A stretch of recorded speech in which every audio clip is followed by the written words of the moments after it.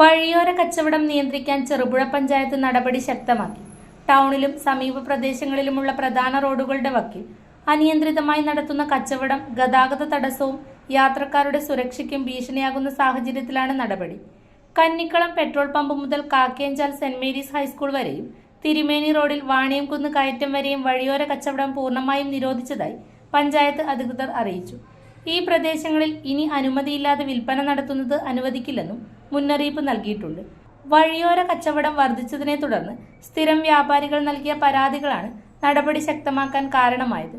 നിയമലംഘനം നടത്തുന്നവർക്കെതിരെ പിഴ അടക്കമുള്ള കർശന നടപടികൾ സ്വീകരിക്കുമെന്ന് പഞ്ചായത്ത് അധികൃതർ വ്യക്തമാക്കി. അതേസമയം ഉപജീവന പ്രശ്നങ്ങൾ പരിഗണിച്ച് മറ്റ് സൗകര്യപ്രദമായ ഇടങ്ങളിൽ കച്ചവടം നടത്താനുള്ള സംവിധാനങ്ങൾ ഒരുക്കുന്നതിനെക്കുറിച്ചും പഞ്ചായത്ത് ആലോചിക്കുന്നതായി സൂചനയുണ്ട്.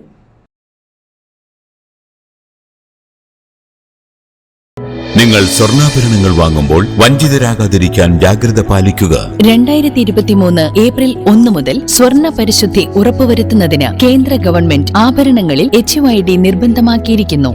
100% ആഭരണങ്ങളും HUID മുദ്ര ചെയ്ത മലയോര മേഖലയിലെ ഒരേയൊരു ജ്വല്ലറി പടിഞ്ഞാത്ത് ഗോൾഡൻ ഡയമണ്ട്സ്, ചെറുപുഴ, ആലക്കോട്, പാടിയൊട്ടിച്ചാൽ ഹോൾസെയിൽ ഡിവിഷൻ.